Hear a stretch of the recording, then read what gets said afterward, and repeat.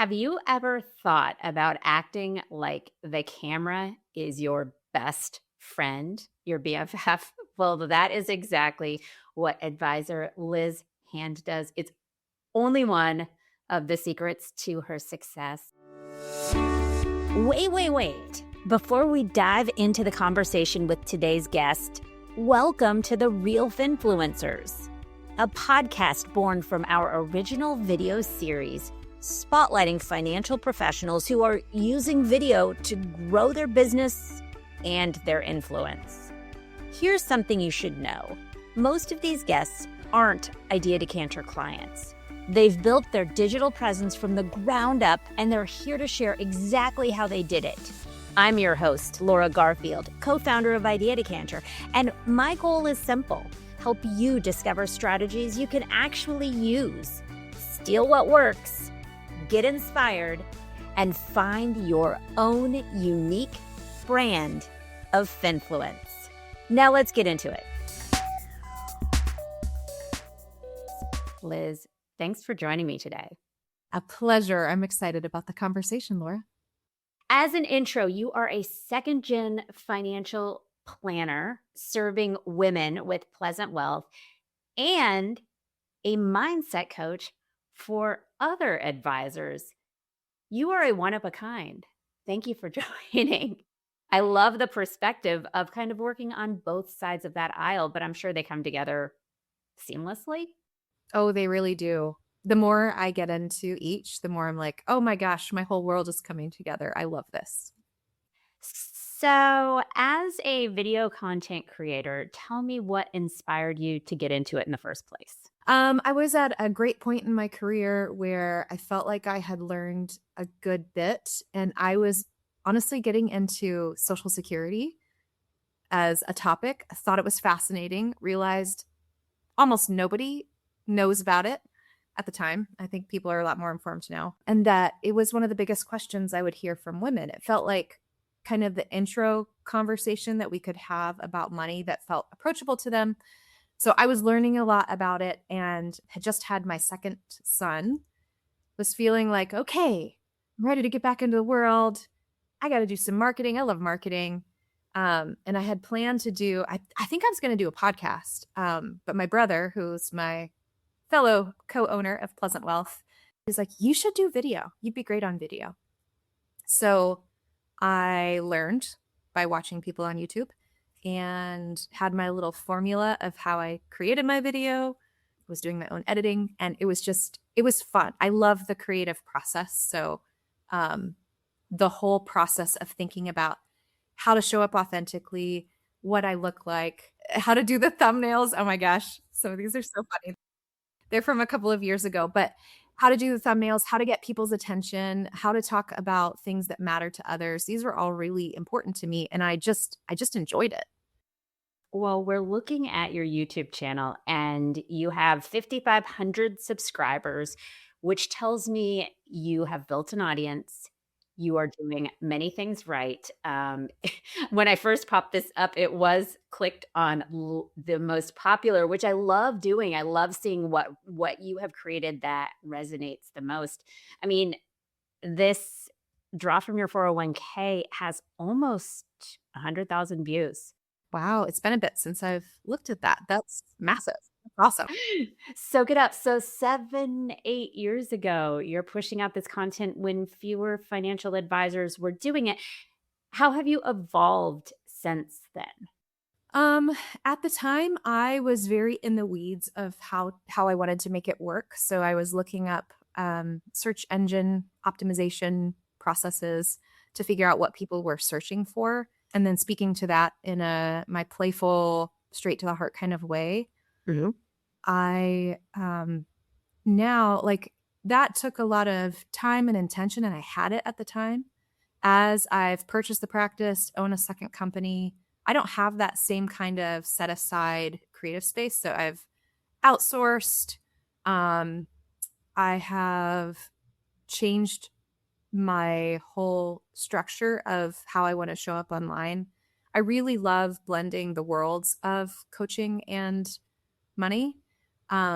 So, in talking about your investments, I want to talk about what's happening in your mind or in your heart or like how you're getting stuck. And people don't necessarily search for that. And so, I don't know. I stopped that way and I tried a new way. And so I've been using I have like a monthly meetup with all of my clients where I have essentially like a group coaching call that also blends in financial planning.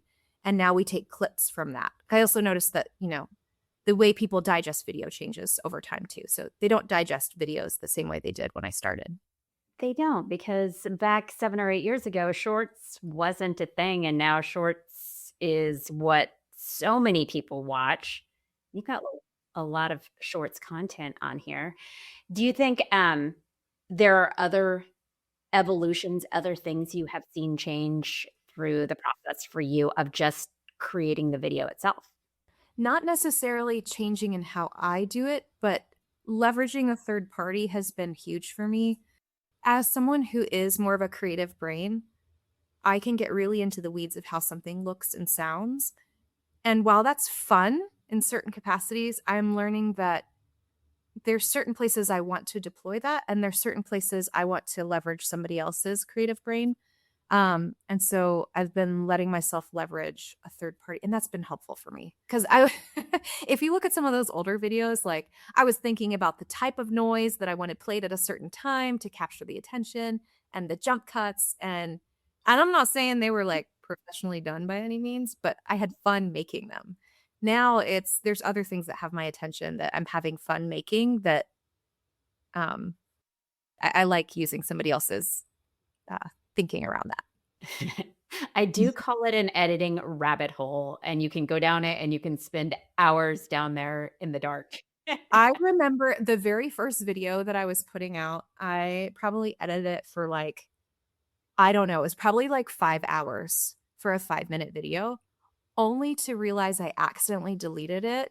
And I'm in the office by myself, and candidly, an expletive came out very loudly. And I laid on the floor for a while. And then I'm like, okay, you just gotta get up and do it again. But yeah, editing can be quite the rabbit hole. Just keep going. Let me pull up your LinkedIn profile where we have a bunch of short format video too. And I'd love to hear from you how you see this video strategy you're using growing both of your businesses. How does this impact your advisor uh, mindset coaching side and your financial planning clients? Something that's really important to me is bringing the lens of life transformation into the work of financial planning. And so, ever since I started doing video, when I was first doing it, I was on YouTube and I would take the YouTube video and I would cross post it over to LinkedIn. LinkedIn doesn't let you like demotes that content now because they want you to post originally into LinkedIn. So in that process, though, because I was kind of one of the front runners of advisors who was doing video, I got a lot of advisor attention. And so in 2022, when I started my coaching practice, I realized like on LinkedIn, actually, the most attention I get is financial advisor, just like peeping over to see what's Liz up to, what's she saying. And I love that because it gives me the influence to talk about money the way I want to talk about it. And hopefully that impacts them and their clients too. I'm pretty candid about my journey, both in like written content, and in the shares that I have through the Insight series where we take the clips of them. The thing that makes me the happiest above likes or comments is the DM that I get that's like, you nailed me. I feel like you're in my head. And that's kind of always how I've approached video, is trying to think about the emotional experience that the person is having as they're stepping towards retirement or as they're running their financial planning practice, and thinking about what it is that they're thinking, feeling, saying, and what it is that they're not seeing that they can flip the script and have more freedom. That is a great piece of practical advice for any other advisor thinking about getting into video. And that is truly what is in the mind of my ideal client. And that also requires you to niche down and figure out who you're speaking to, because you can't be in the minds of everyone. You can't. Well, and even the comment that I made earlier that you started off with, which is my pro tip of pretending like the camera is your best friend and just talking to it as if it's someone else in the room, is so many advisors approach video very self-conscious. And I've got my own self-conscious places in other aspects of my life, but video is not one of them. For whatever reason, I love watching myself on screen. I don't feel self-conscious. But that getting out of my own head and pretending like the person is actually in the room, pretending like I'm having a conversation with them and speaking to that direct need, that's so human. And that shortcuts even if you don't see your sales skyrocket because you started video, you will see your sales process shorten substantially. Like you said on the call, right as I jumped on, I feel like I already know you. And I'm like, right. That's what I wanted. It's working. I have to ask you, because this question comes up so frequently for advisors. How are you, Liz, gauging the ROI of video? For me, there's two ways I gauge it. Like I said, my sales process has shortened quite a bit because people are coming in feeling like they already know me, which means their guard is down. They're sharing information faster. And I don't feel like I need to over-explain myself. So that's like a twofold process. So I find that that's super helpful. And as I've niched down and as I've innovated the financial planning practice, not everybody, actually almost nobody, has a trained coach as their financial planner. And so if I want to align the right person coming in to the office to sit down with me as an intro call, I want to be speaking fully in a way that turns off the people that aren't a good fit for me. You don't have to be for everyone. No, I don't.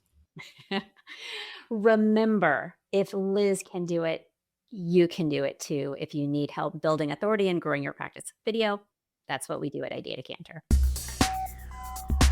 Oh, one more thing. If you're not already part of Idea Decanter's Real Finfluencer community, now is your chance to join us. Head to ideadecanter.com/join, and you'll be in. You'll get early access to advisor video tips, invites to exclusive events, and behind-the-scenes insights that you won't find on Google or even on ChatGPT. Whether you're just video curious or already knee-deep in content creation, this is the place to grow your influence with video. Don't miss out. And thanks so much for listening to The Real Finfluencers.